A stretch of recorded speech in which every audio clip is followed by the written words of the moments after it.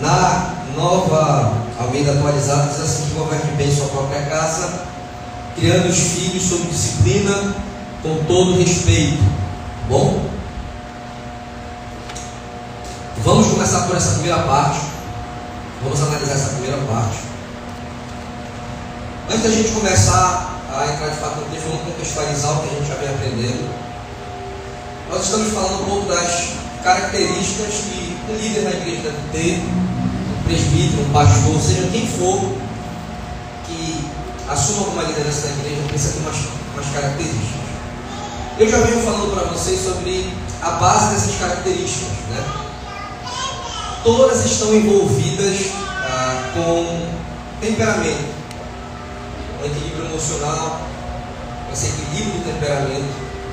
Então vocês vão perceber que tudo que a gente vai falar agora também tem a ver com esse equilíbrio do temperamento. Por que é importante a gente enfatizar isso? Porque o maior desafio de um homem, o maior desafio de um líder dentro da igreja vai ser justamente o que Calvino chama de autoridade vingativa ou raivosa, ou mansidão que não faz justiça. Então a preocupação de Paulo aqui agora é encontrar alguém que não seja conhecido pelo seu temperamento agressivo, mas também não seja conhecido pelo seu temperamento covarde. Esse assunto aqui é muito importante, por quê? Porque para a gente que é homem, isso vai desafiar a nossa masculinidade, que realmente a gente entende por ser homem. Então a gente já falou algumas coisas interessantes. Eu queria que você, por exemplo, comigo aí, você pudesse, a gente ler um pouquinho antes, por favor.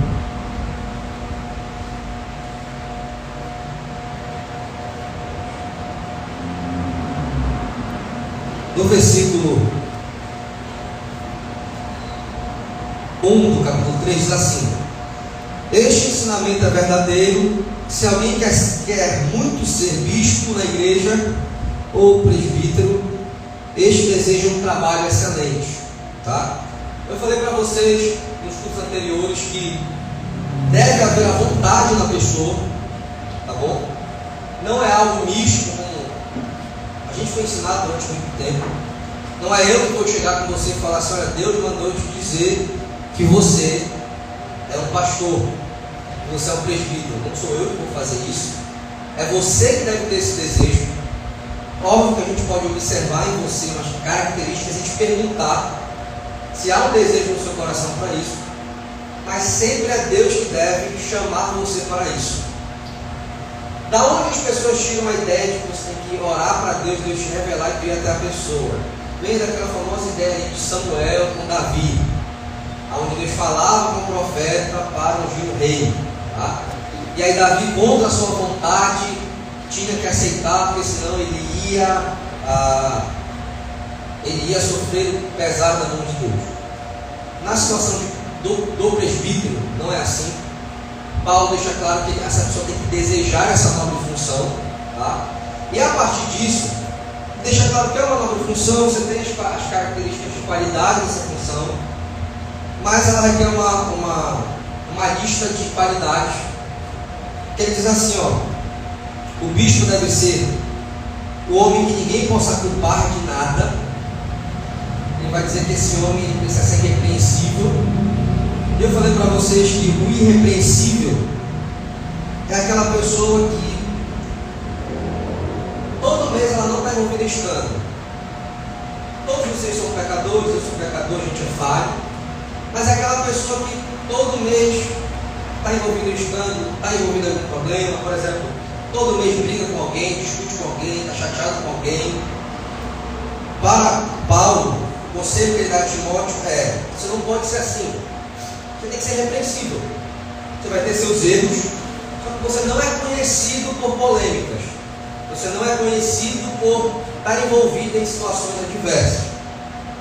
Ele continua dizendo também que ele deve ser marido de sua esposa, né?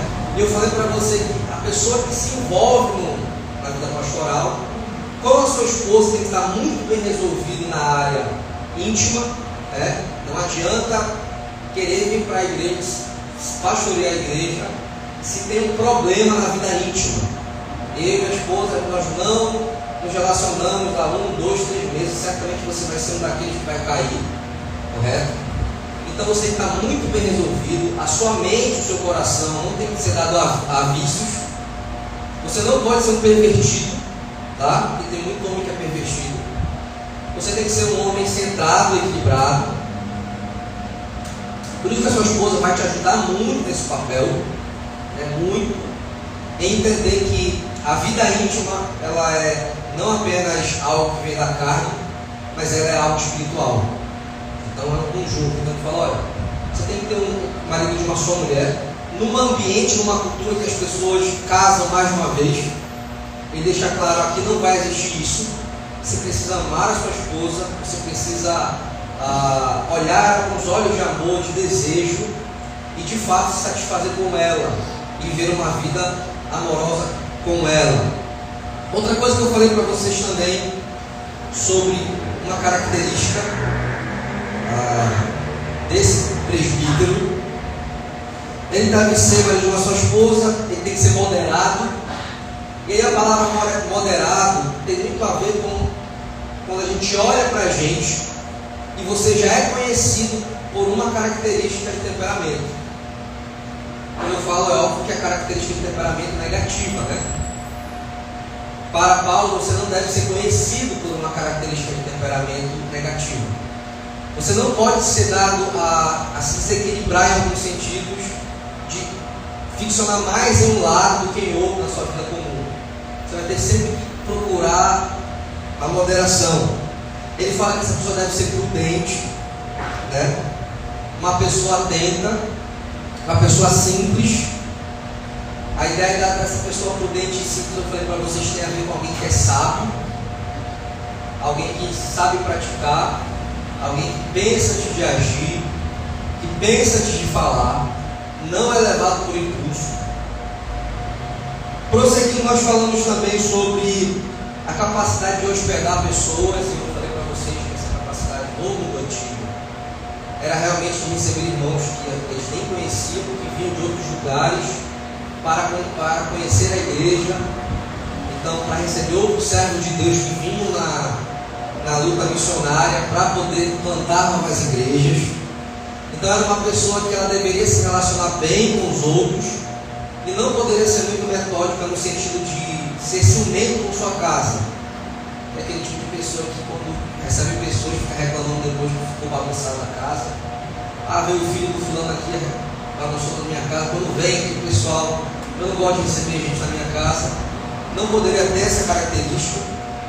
Outra coisa que eu falei para vocês também, tem que ser apto para ensinar de duas maneiras, tanto através do ensino, ele deveria ser alguém que estuda e gosta de estudar, mas que também sabe comunicar o Evangelho. Então ele precisava falar bem. No mundo antigo não tem a hipótese de um pregador, um bispo, ser alguém que não sabe falar. Na nossa cultura brasileira, a gente unge um pastor, ele não sabe nada ainda e a gente usa a expressão que ele vai aprendendo conforme vai se desenvolvendo. Aqui na igreja primitiva não funciona assim. Tinha que ser alguém que estudava muito a Bíblia, se dedicava a isso e que tinha oratória. Deixa eu ver se tem mais alguma coisa que eu falei para vocês. Eu também falei para vocês sobre versículo 3. Ele não pode ser dado a algum vício, e aqui ele usa o vinho. Aqui era muito comum nas suas refeições, era muito comum nas comunhões em casa eles tomarem vinho, e era um vinho alcoólico mesmo. E era um cuidado que tinha que se ter para não se desequilibrar. Ele continua dizendo também sobre o temperamento, não pode ser briguento. Em hipótese alguma, é uma preocupação muito de Paulo, que essa pessoa não seja temperamental. Ele continua dizendo no 3, não pode ser chegado a vinho nem briguento, mas deve ser pacífico e calmo. E aí deve com as bem-aventuranças, né? Vai ter que ser muito especialista em resolver conflitos, tem que ser calmo, respirar fundo em muitas situações. Então vocês vão perceber aqui que Paulo está preocupado com pessoas que têm um temperamento equilibrado. E eu falei para vocês que isso não é só o pastor ou o presbítero. Por que ele pede que o presbítero seja assim? Ele pede porque o modelo de padrão da igreja, dos membros da igreja, deve ser esse. Pessoas que são moderadas, equilibradas, não são briguentas, não são dadas a vícios. Pessoas que são pacíficas, que são calmas, que são aptas a estudar a Bíblia. Essa é uma missão de qualquer pessoa que está sentada aqui hoje. Só que como essas pessoas vão estar liderando, elas precisam ter a postura para poder liderar toda a igreja do Senhor. Vocês estão me entendendo? O que eu quero deixar muito enfático aqui para a gente é o cuidado que a gente tem que ter com o descontrole emocional. Isso é uma coisa muito séria. Isso é uma coisa muito falada por Paulo. Se vocês não amarrarem a preocupação de Paulo com o temperamento, vocês não vão entender o que a gente está falando aqui. Depois ele vai falar do diácono, de novo amarrado ao temperamento. Por que amarrado ao temperamento? Porque a pessoa que vai estar liderando pessoas, ele vai lidar com pessoas de temperamentos diferentes, são situações diferentes, são desafios diferentes, e se ele não tiver cuidado, ele pode ter a tendência de explodir muito rápido, se envolver em brigas, se envolver em discussões. Vocês vão perceber o que nós vamos estudar aqui agora sobre a casa do pastor, que de novo Paulo vai para o temperamento de novo, enfatizando esse temperamento. Você vai ver mais na frente que ele fala: olha, o cara não pode ser novo convertido porque ele não tem o controle ainda da sua mentalidade, do seu temperamento. De novo ele reforçando tudo isso. Todos vocês estão escutando aqui agora, todos vocês que ajudam na fronte, todos vocês que vão ser futuros presbíteros, o controle emocional, o temperamento é um fator importantíssimo para a vida cristã. Todas as mulheres que estão assistindo aqui agora, o fator emocional, temperamental, ele deve ser observado com muito cuidado. Eu vim falando em teatro para vocês que não é normal certos comportamentos que a gente mostra. Você pode errar algumas vezes, sim, você é ser humano, só que você tem que se analisar para saber se isso não é já costume. E esse vai ser o nosso maior desafio. Será que esses erros que eu estou cometendo é costume mesmo? Ou será que foi alguma coisa que aconteceu ali que de repente saiu fora do eixo? Então esse é o nosso grande desafio. Esse vai ser o desafio de cada homem que está aqui agora. Vamos para o texto então.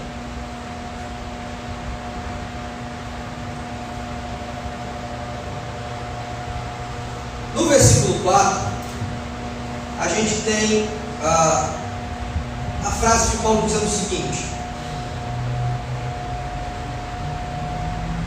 ele deve governar bem sua própria família. E aqui a gente tem que ter um cuidado muito grande. Então eu vou analisar palavra por palavra para a gente entender o que Paulo quis dizer, tá bom? A primeira palavra que me chamou a atenção é o governe bem. Governar bem sua própria casa, tá? O que significa a palavra governar bem? Significa uma liderança responsável, orientada pelo cuidado e pela diligência. Eu vou repetir para vocês de novo. Toda a amarração do texto está focada em alguém que não pode ser briguento, em alguém que tem que ser moderado, em alguém que tem que ser pacífico, em alguém que tem que ser manso. Toda a palavra bíblica, todo o capítulo 3 está amarrado a isso. Logo, quando ele fala sobre alguém que governa bem, ele quer falar algo específico. Alguém que governa bem, Paulo está muito preocupado. No final do trecho ele vai usar uma palavra interessante.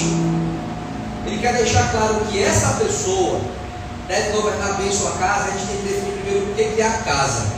No tempo de Paulo, a casa era a esposa, os filhos. Se você tiver algum funcionário na sua casa, tá? Alguém que faz a limpeza da sua casa, ou no caso eles tinham escravos naquela época, uma diferença do escravo na época do Brasil para o escravo daquela época, é que o escravo daquela época ele não era escravo por cor de pele. Tá? Isso é muito importante enfatizar.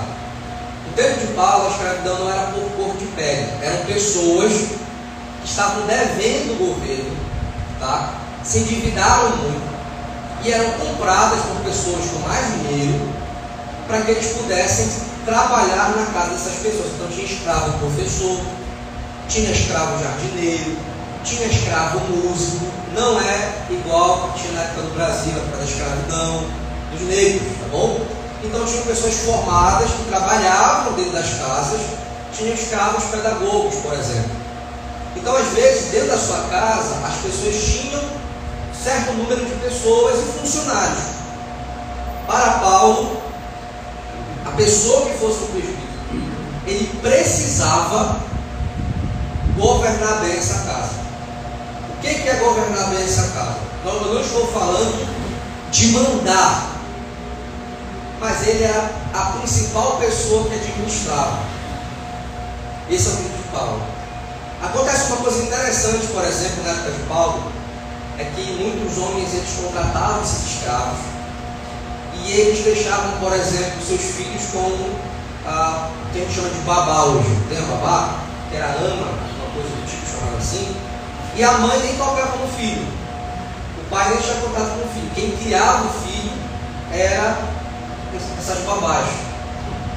Por exemplo, eles contratavam escravos pedagogos.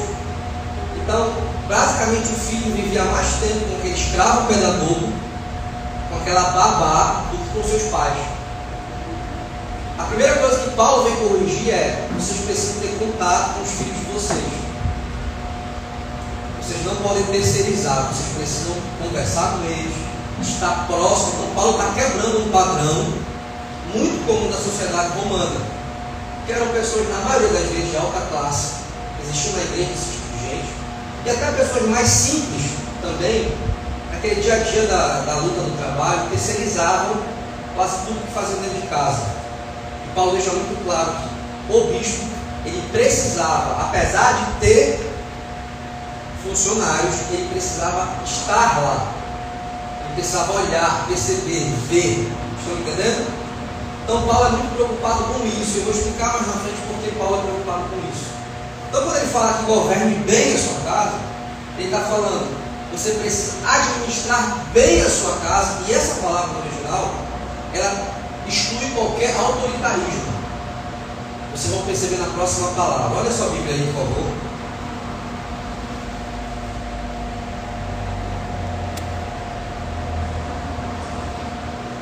Logo em seguida que ele fala governar bem sua casa, ele também vai dar uma referência para Tito igual, lá na carta a Tito, que é a próxima parte que ele fala: criar os filhos sob disciplina, né? Ou na NVI, criar tendo os filhos sujeitos. Refere-se à autoridade amorosa e disciplinadora, consistente com os valores cristãos. Tá? Isso aqui é muito importante. Na mente de Paulo, um pai ou um marido que tem governo, ele não precisa ser arrogante para governar. Como é que a gente entende isso? Então, vou dar exemplo para vocês. Quem está governando a gente, ele pode ser arrogante com a gente? Vocês acreditam que o presidente ele pode ser arrogante com você? A estrutura que Paulo usa é a mesma palavra de estrutura governamental. Para Paulo, a verdadeira autoridade não vinha da força. E isso é muito difícil de eu falar para vocês agora. Porque ele não está mandando vocês ser um covarde, mas ele está dizendo o seguinte: ele já vem falando desde o primeiro versículo. Você não pode ser briguento, você não pode ser explosivo, você tem que ser moderado, pacífico, paciente.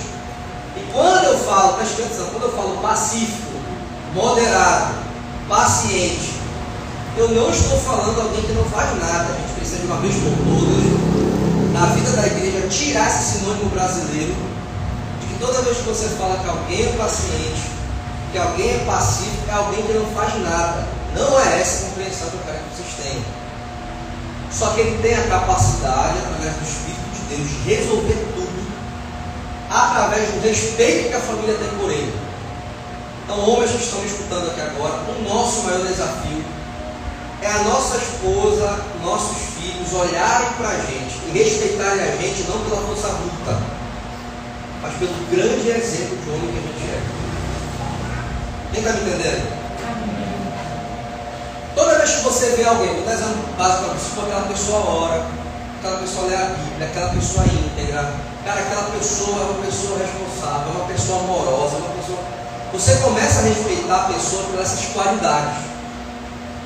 Então Paulo está muito preocupado aqui, muito preocupado, e é por isso que ele escolhe o padrão de perfil de Timóteo para pastorear aquela igreja. Porque tudo indica que o estilo de homem que tem nessa igreja é um estilo de homem que entende a masculinidade, uma força bruta, apesar do homem ter essa força bruta. Mas ele não deve usar isso no governo do seu lar. O que ele deve usar no governo do seu lar? O grande exemplo de homem que ele é. Então a sua família olha para ele e fala: caramba. A esposa olha para ele e fala: ele me ama demais. Ele não se engraça com outras mulheres, ele não me desrespeita, ele é alguém fiel, ele é alguém respeitoso. A sua família olha para ele e fala assim: caramba, ele é moderado, ele é alguém simples no sentido de ser prático, conseguir praticar aquilo que ele tanto diz e ensina. Ele é alguém que resolve os conflitos, ele é alguém que é paciente quando precisa ser. Então vem daí essa admiração. Ele tem um bom testemunho com as pessoas de fora, de dentro. Vem daí essa admiração. Mas a esposa pode estar do lado do marido e pensar assim: meu marido não é assim. Você pensa isso porque também você não é assim. Isso não é um modelo apenas do homem cristão. Isso é um modelo do cristão. Eu estou falando isso desde o primeiro culto. Esse é o modelo que o cristão deve ser. Só que aqui especificamente nós estamos falando de um perfil de liderança. Para que todos tenham isso, precisa ter uma liderança que tenha isso. Então governar bem é: você governa bem porque você tem o direito de governar essa família pelas boas obras que você faz. É muito parecido com o presidente. Quando é que um presidente é bem visto? Quando é que um prefeito é bem visto? É porque ele manda em você? É porque você olha para aquela pessoa e fala: caramba, essa pessoa tem feito a gestão do município de forma incrível, olha as melhorias, olha as reformas. Então, o governo que Paulo quer instituir para os presbíteros é o governo de um homem que trabalha, é um homem que se dedica, é um homem que luta pela sua família, é um homem que organiza sua casa, é um homem que vai fazer isso. É quando a sua família olha para ele, a sua esposa olha para ele e sabe: caramba, olha o que ele tem feito, olha o quanto ele se dedica.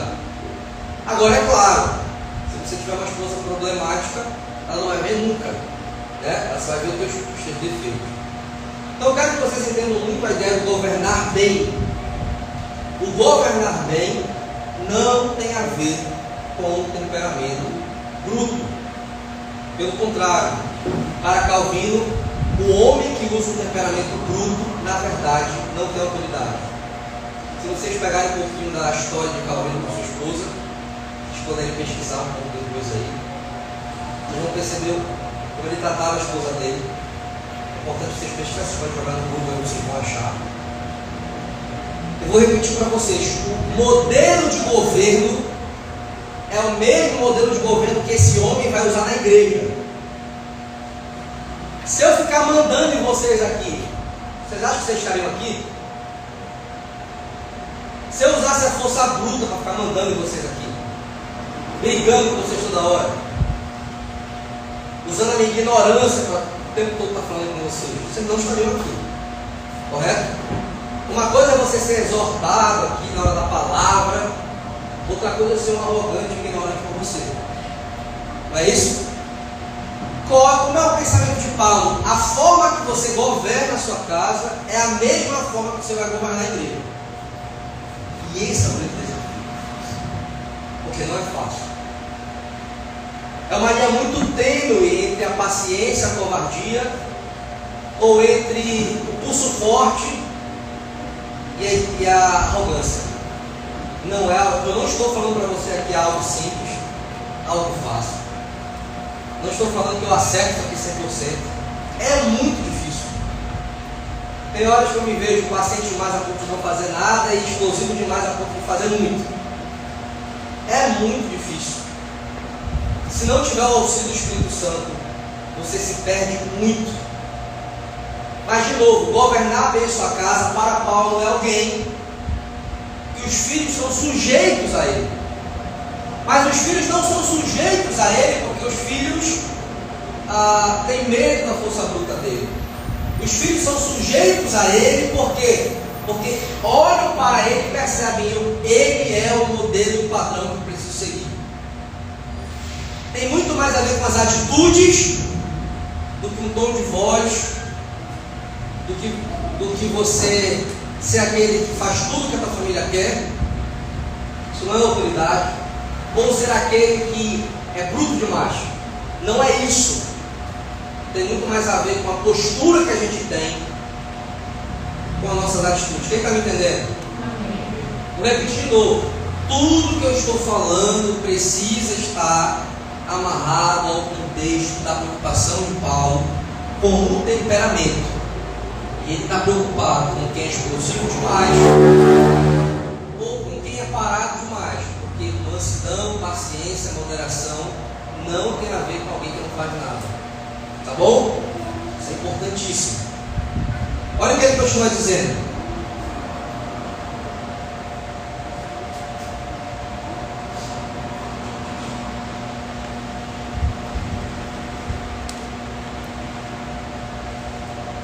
Eu quero que vocês abrissem antes de eu continuar. Abre comigo em Efésios 6,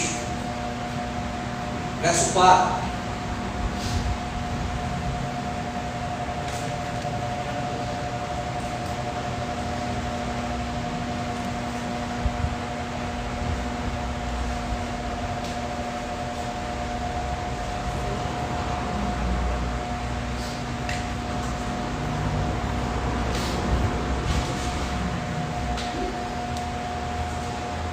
Quem diga amém? Amém. Diz assim, pais, não irritem seus filhos, antes criem-nos segundo a instrução e o conselho do Senhor. Isso é uma coisa muito importante. Por quê? Qual é o principal erro que a gente comete como pai? É cobrar uma coisa que a gente nunca ensinou. Esse é o nosso principal erro. Então o que a gente faz para sanar isso? Vai brigar, colocar de castigo ou bater. Algo que a gente não ensinou, nós vai aprender por conta própria na rua, então a gente vai resolver algo e vai ter uma intervenção nisso, porque a gente nunca ensinou. Então nós vemos de uma geração de, muitas das vezes, o pai e uma mãe que não se comunicam com o filho e quer que ele aprenda tudo diariamente por conta própria. Aí fomos para outro extremo, de um pai que também não ensina, uma mãe que não ensina, não conversa, mas quer fazer o filho feliz e não deixar ele sofrer. E aí você faz tudo que a criança pede. Na mente de Paulo, é alguém que governa, é alguém que conduz, alguém que diz, que ensina, que diz o que é certo, que fala o que é errado, que faz essa manutenção do lar, que mostra na prática do dia a dia como deve ser feito com sua própria postura. Na cabeça de Paulo, alguém que faz dessa forma influencia pessoas. Alguém que faz dessa forma é seguido. Mas não é assim na realidade. Quando você está conversando com alguém que estuda muito, a tendência é que você queira ler livros. Quando você anda com alguém que quer cuidar da saúde, a tendência é você também querer cuidar. E assim, um termo, com isso na cabeça de Paulo, o governo é esse tipo de governo. Você vai mostrar para a sua família o quanto é bom ter certo tipo de postura. E o seu filho olha para você, sua esposa olha para você e vê que esse ambiente ele é bom. Mas vou repetir, não é fácil daqui. é um grande desafio. Eu imagino Timóteo tendo que falar isso para as pessoas da igreja. O grande desafio que ele tinha, porque lembra da personalidade de Timóteo, ele era alguém paciente, mas ele era alguém que tinha uma certa dificuldade de querer fugir. Então ele também estava sendo desafiado por Paulo para poder ensinar isso. Todo mundo está entendendo?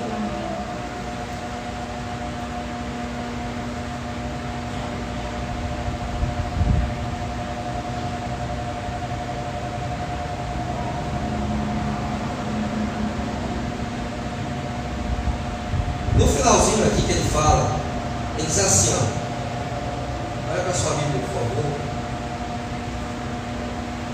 Isso aqui é muito importante. Vou reler para você aqui, ó. Ele deve governar bem sua própria casa, sua própria família, tendo os filhos sujeitos a ele com toda dignidade. Essa palavra dignidade, ela é muito importante.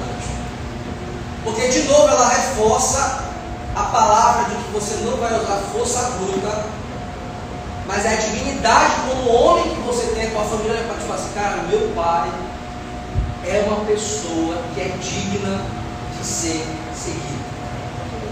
Não tem como. A forma que ele se doa, a forma que ele se dedica, a forma que ele se controla, a forma que ele resolve os conflitos.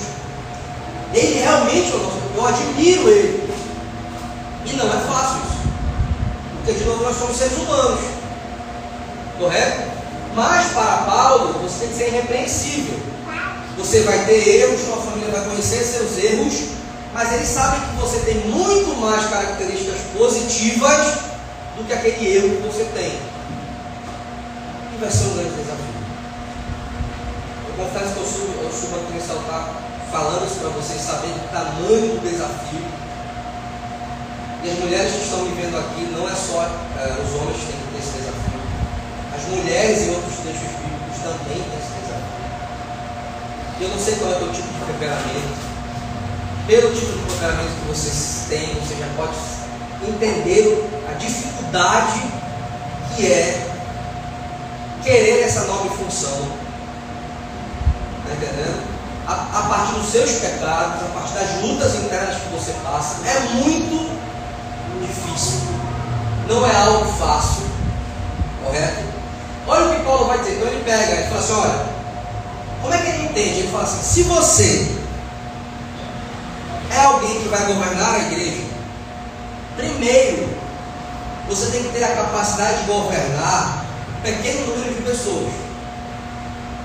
Se você tem um pequeno número de pessoas na sua casa, que muitas das vezes, na maioria das vezes, é mais novo que você, e você não consegue governar aquele pequeno número, vou repetir, como é então, pastor, que a gente deve governar?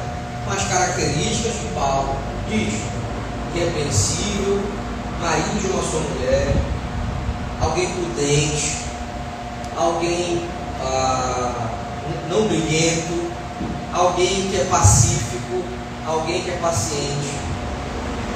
Se você não consegue ser assim, com 4 pessoas, 3 pessoas, 5 pessoas, daquele término, 2 pessoas, ou uma pessoa, no caso que você tem e não tem filhos, se você não consegue, imagine uma igreja que vai ter 30, 40, 50 pessoas. Então, para Paulo, se você não consegue conviver bem com essas pessoas, você não vai conseguir conviver bem com a igreja. Estão me entendendo? Todo mundo está entendendo? E é uma lógica interessante isso mesmo, né? É uma lógica interessante. Porque dentro de casa nós vamos ser expostos 24 horas o tempo todo a situações que a gente vai ser exposto na igreja. Que são situações de convívio, são situações de pensamento diferentes. Então na cabeça dele fala o seguinte: se você for alguém, isso aqui é interessante, ele usa a figura do filho. Por que a figura do filho? Porque a figura do filho vai mostrar muito como é o ambiente dentro de casa. Por exemplo, se você grita muito dentro de casa, teus filhos vão gritar muito. Se você é muito explosivo dentro de casa, teus filhos vão ser explosivos na vida real. Sabe, cada característica que você vai expor teus filhos em casa, eles vão. Então, na preocupação de Paulo é o seguinte, cara, não dá para os filhos serem, ele usou outra palavra no título, não dá para eles serem rebeldes. As pessoas falam que eles tratam mal, ele não te respeita, fala para eles pararem, eles continuam. Ele faz passar vergonha em público. Não tem como você governar a igreja se você não consegue controlar duas pessoas pequenas. Pararam para pensar nisso? Se você não controla duas pessoas pequenas, quanto mais adultos e pessoas mais velhas que você, muitas das vezes. Agora é muito enfático isso. Isso serve até o momento em que eles moram com você.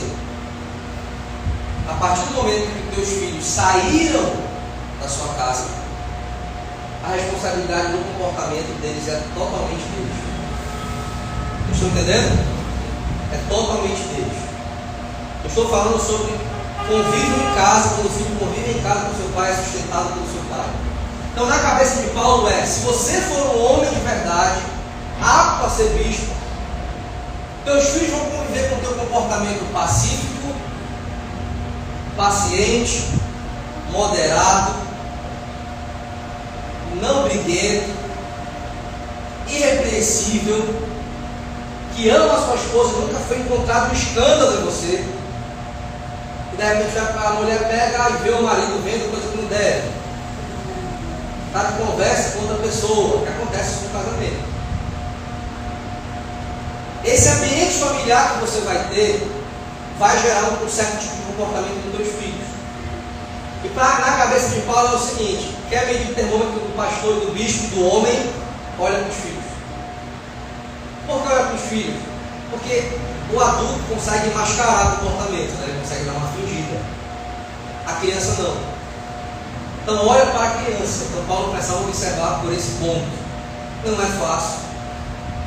Não é uma coisa fácil que eu estou falando aqui. Quem tem filho, quem já criou filho, sabe que do jeito que o mundo é, as influências são pesadíssimas no comportamento das crianças. Mas a preocupação de Paulo é: teus filhos têm que ser sujeitos a ti, porque foi. Sabe aquela expressão que é assim? Mas foi meu pai que falou. Meu pai falou para. O pai que se respeita. E de novo ele fala: é de alguém que governa bem, com dignidade, não é força bruta. Se teu filho só te escuta quando tu berra, esse é o grande desafio. Você não tem autoridade. Pelo contrário, o teu berro é como se você apontasse uma arma na cabeça dele e ele só fizesse porque está com uma arma apontada na cabeça. E não estou falando que não gritar com o filho é você também fazer tudo o que ele quer. Olha a dificuldade. É você moderado. É não, acabou e pronto. Então é difícil. É difícil porque no meio desse processo a gente se estressa, a gente se aborrece. Às vezes o pai e a mãe não estão muito bem, se aborrecem, acabam levando, às vezes o cara vem do trabalho aborrecido. Às vezes é várias situações que acontecem que o nosso temperamento explosivo ele vai saltar. Ou às vezes é aquela outra pessoa que tem um temperamento mais introspectivo que ele vai se isolar. Eu não sei qual comportamento você tem, se você se isola ou se você explode. Eu já fiz os dois, tem hora que eu me isolo, tem hora que eu mais explodo, eu não sei como é que você é aqui. Mas eu já fiz todos os dois. Não é isso que o Paulo está falando. Ele está falando de alguém que deita de frente, mas usa a autoridade da sua reputação. Então repete comigo: reputação. Reputação. É só você pensar no governante. Se o governante chegar contigo assim, ó, larga isso aí, sai daí. Vai olhar para o quê? Só que a gente, como ser humano, tem nossa irritabilidade. A gente é sujeito a errar dessa forma. Só que a gente não pode virar costume isso. Isso pode acontecer. Vocês estão me escutando aqui agora, certamente vários de vocês já fizeram isso com uma pessoa que vocês estão casados. Não é isso? Mas não pode ser o nosso costume. Nós não podemos ser conhecidos por isso. E aí, quando você está diante disso, a primeira coisa para alguém que é um presbítero como eu sou, se você não tiver cuidado, você fala assim: cara, acabou para mim. Não tem como eu fazer isso aqui. Não tem como eu ser esse presbítero. Acabou. Você que tinha um sonho ali, Assim, cara, acabou para mim, não tem como. Está distante demais. Aí o que os pastores fizeram? Vamos ungir pelo dom e não vamos falar o que tem que ter para ser presbítero. Ele não fala, tá legal, você nunca vai saber que você está errando.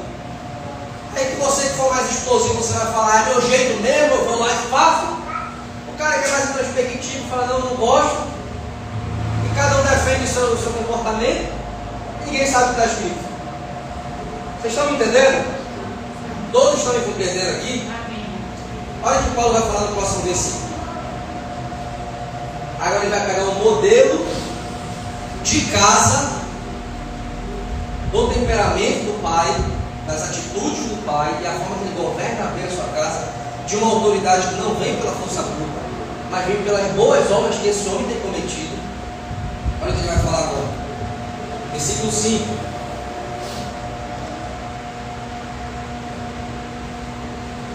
Todos estão lendo aí? Sim. Pois se alguém não sabe governar a sua própria casa, na palavra pois, nós temos uma conexão com o versículo anterior, correto?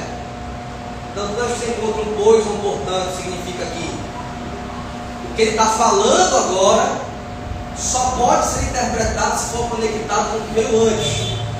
Então, de novo, estamos amarrados ao controle emocional, ao controle temperamental. Nós estamos amarrados a como esse cara vive em casa, para que então ele possa definir o que é governo na igreja. A palavra governo, de novo, é a mesma palavra que aparece no grego no versículo 4, que é o governo administrativo por boas obras. Então você merece esse governo pela conduta que você tem e não pela força que você pode exercer sobre alguém. Reforça a noção de uma liderança exercida com diligência e responsabilidade. Aí ele fala assim, pois se alguém não sabe governar sua própria casa, não pode cuidar da casa de Deus. A palavra cuidar, ela resume tudo o que Paulo quis falar sobre governo. Ele não está falando de alguém que usa força para dominar pessoas. Ele está falando de alguém que cuida, e porque cuida tem o respeito de toda a sua casa. Vocês estão entendendo? Isso é muito difícil. Isso é muito difícil. Cuidado denota um cuidado atento, zeloso, indispensável à liderança cristã.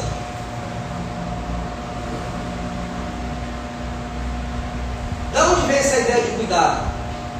Na cabeça de Paulo, o principal cuidado está relacionado ao que é ensinado para a igreja. Como essa igreja é ensinada, quais são os assuntos que a igreja tem aprendido. E aqui em 2025 a gente precisa pensar certo sobre isso. Em que sentido? Como é que vocês querem ser cuidados? Às vezes a pessoa quer ser cuidada numa igreja, eu estando do teu lado 24 horas, eu te respondendo todas as horas que você me perguntar, eu estando com a minha agenda disponível para você.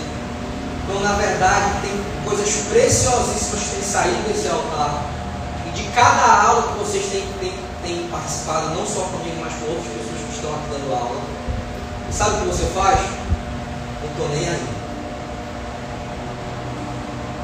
Se qualquer um de vocês pegasse e falasse assim, pega a tua Bíblia e vai estudar, e fala sobre determinados temas, você vai começar a perceber a dificuldade e as horas gastadas, investidas para que alguém possa subir aqui.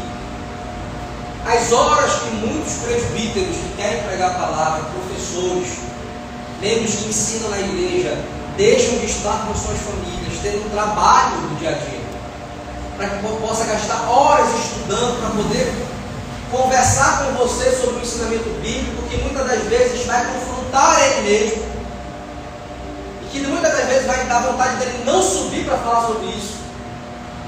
Então muitos homens que estão aqui que não ensinam, trabalham, chegam em casa, descansam, para poder escutar um outro homem que também trabalha, que também tem família, e gastou horas estudando para você não lembrar no outro dia que ia falar.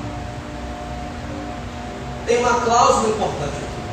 Tem gente que não quer ser cuidado, quer ser bajulado. Isso é diferente. É diferente de uma família, de uma mulher que ela quer ser bajulada.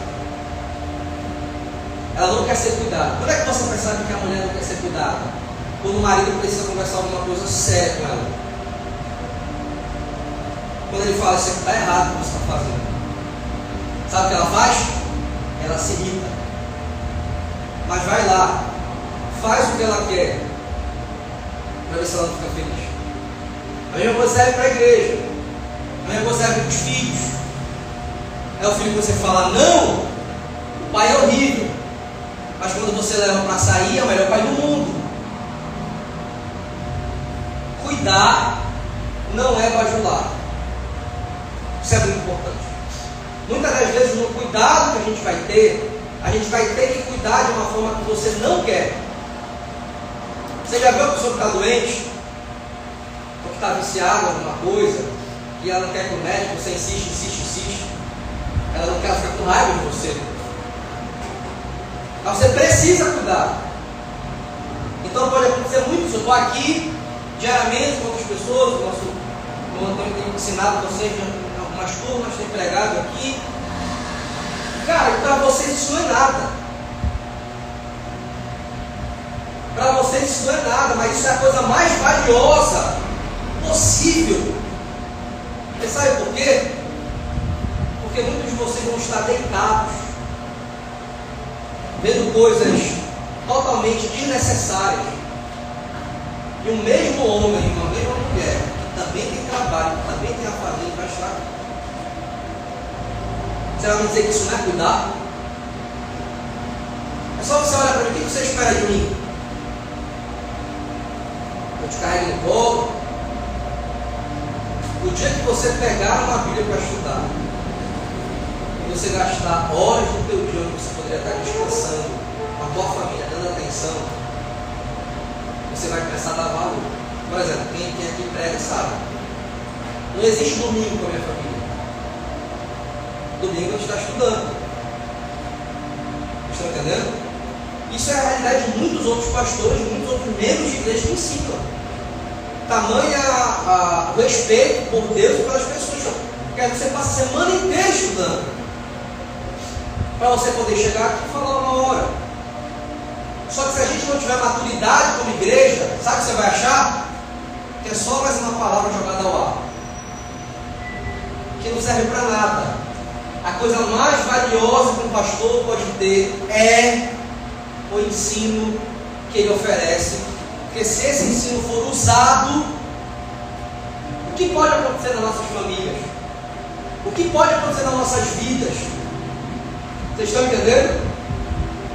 Nós vivemos numa época de carências emocionais que a maioria das igrejas decidiu ir para as carências emocionais abandonando o ensino. Por quê? Porque na cabeça deles eles sabem que dá mais resultado para as carências emocionais. Vocês estão entendendo? Porque o ensino ainda é menosprezado. Nós estamos num país que as pessoas não gostam de ler. As pessoas gostam de entretenimento. Vocês podem estar me olhando aqui, qual foi a última vez que você leu sua Bíblia? Talvez você não saiba dizer. Então, na mente de Paulo, você governa bem a igreja, cuidando. Cuidar não é mandar. Cuidar não é gritar, né? Cuidar não é usar força bruta. Cuidar também não é não fazer nada, é ter alguma atitude. Quem está me entendendo? Então é muito importante a gente ter isso na nossa mente, muito fixada. Estão entendendo? Essas características. Governa bem sua casa, com o temperamento controlado, com as emoções controladas. Esse modelo de 4, 3 pessoas que você controla é a mesma coisa que você vai estar usando dentro da igreja, para que você possa se relacionar com outras pessoas. Então eu já me deparei com vários tipos de situações de liderança, por exemplo, que sabe, tem que saber onde tu vai. Aqui no início da igreja, tinha uns irmãos que não iam outra igreja e ficavam mandando mensagem. Quarta-feira, pastor, estou indo na igreja, tá? Aí me mandava, sabe? De outra vez, pastor, estou indo viajar. E eu falava, não quero, não preciso saber disso. Agora, se você tiver alguma função ali no domingo, você precisa comunicar com respeito, né? Não só para mim, para a pessoa que está responsável por isso, que você não vai e tal. Mas não tem a ver com dominar a tua vida, ficar controlando a tua vida. Tem muito mais a ver com a autoridade, do respeito que é criado pela conduta que você tem. Eu vou repetir de novo para vocês. Vocês não podem estar aqui agora pensando assim, agora eu sei. Não, pelo contrário, vocês têm que ter temor. Olha o desafio que nós temos. Olha o desafio que eu tenho, que os futuros presbíteros têm. Olha o desafio que os homens e as mulheres têm. Não é fácil, gente. Não é fácil. Controlar o seu temperamento, seja de forma explosiva ou de forma mais covarde, onde você foge, é difícil. Ser alguém paciente, ser alguém calmo, ser alguém não briguento é difícil, porque ambas as características requerem da gente uma atitude equilibrada. Como é que a gente consegue fazer isso nesse mundo agora, nesse ambiente de trabalho que a gente sufoca a gente, nas nossas crises no casamento? Como é que a gente consegue ter isso? Como a gente consegue ser esse padrão? Só se a gente estiver sendo guiado pelo Espírito de Deus.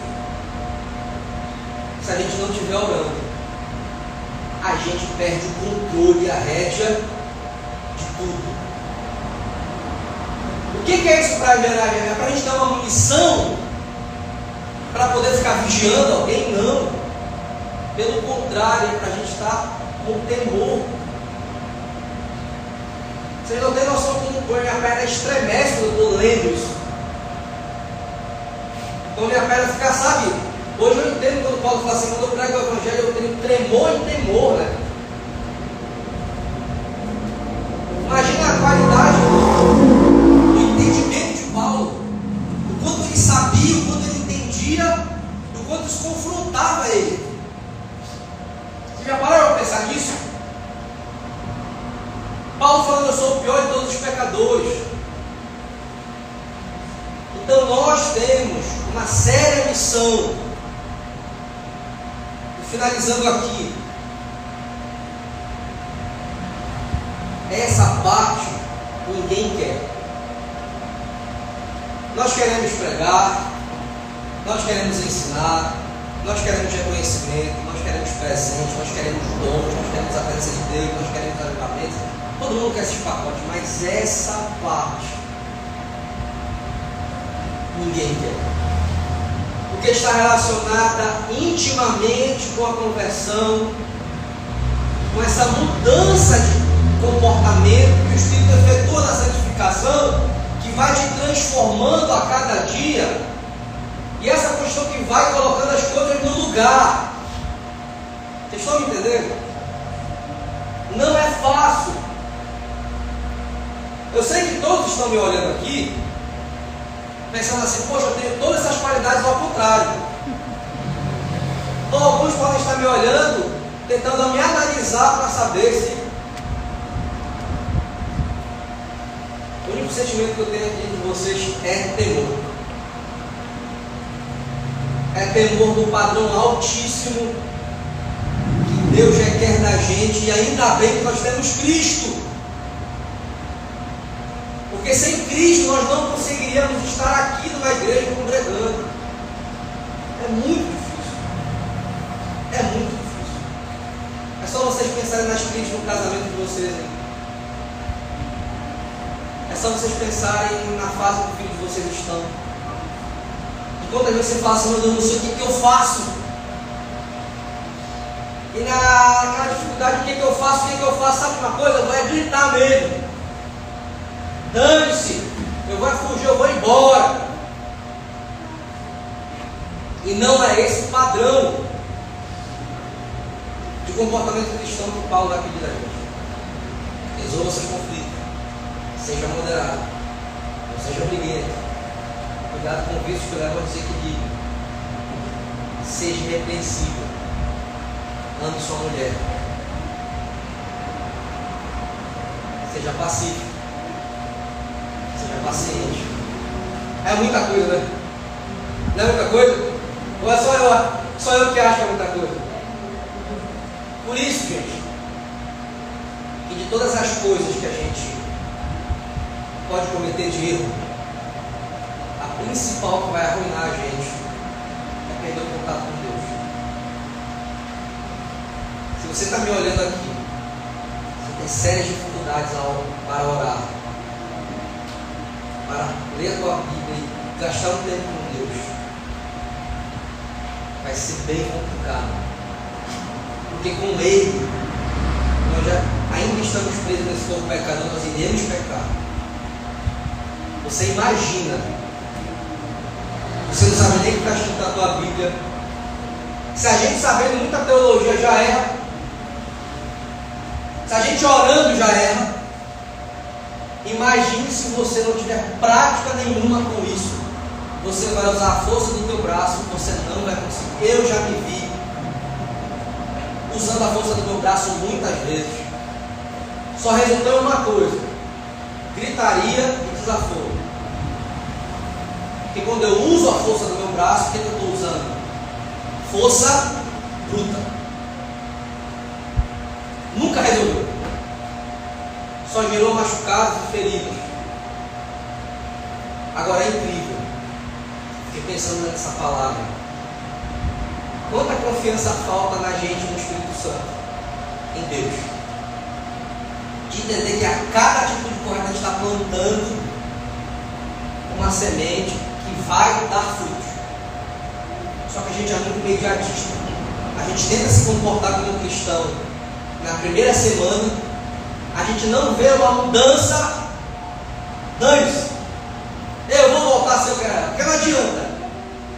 A gente não entende esse princípio bíblico de que você lança uma semente e aquilo vai germinar, vai dar fruto, mas não é instantâneo. Então eu tenho percebido que a maioria dos erros que eu cometi foi eu tentar ter uma atitude certa, só que esperar que seja instantâneo. Sabe o macarrão que você compra lá, joga uma água quente e já está pronta a comida? Então tem gente que fala assim: estou com preguiça de fazer comida, quero fazer o arroz, o feijão, mas demora muito. Compra ali um negócio rapidinho, joga uma água quente e resolve. É saudável? Não é saudável. Então eu já me vi errando muito no sentido de tentar fazer uma coisa correta durante uma semana, durante 2 semanas, não ver nada acontecer. Quer saber de uma coisa? Dane-se. Não vou fazer mais nada. E esse é o grande buraco que a gente pode se meter. De não confiar que a constância das boas obras gera resultado. A constância das boas obras deve ser não para agradar alguém, mas para honrar a Cristo. Sabe, a gente, essa capacidade de, se você não souber resolver a coisa no momento, para, raciocina e ora. Assim como você, já errei muito querendo resolver na hora alguma coisa que não era para ser resolvida na hora, ou já demorei muito a resolver uma coisa que era para ser resolvida logo, que é difícil.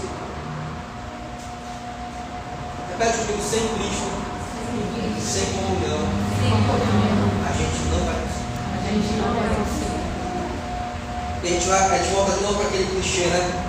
Pastor, eu sei que eu tenho que orar, eu sei que eu tenho que ler Bíblia, eu sei que eu tenho que fazer, mas não faz. Aí está a gente querendo vencer na vida, esquecendo de Deus, vai usar a força do braço. Tem uma característica que a gente usa a força do braço. Você sabe qual é a característica que tu usa a tua própria força? Você sabe qual é a característica? É que a tua força ela é limitada, ela vai acabar. Você já usou muito o teu braço carregando algo e de repente não tem mais força no braço? Você corre daqui para ali, você cansa. Toda vez que você usa a força do seu braço, você vai cansar. Você vai fazer uma semana, você vai fazer 2, Quando não der resultado, você vai jogar tudo para o alto, vai chutar o pau da barraca e vai voltar a estacar zero. Agora, se você estiver alicerçado com Deus, comunhão com Deus, quando a tua força acabar, tem a força de quem? Do Senhor. É o que o salmista fala, né? Sobre ter as forças renovadas, os que esperam no Senhor têm suas forças renovadas.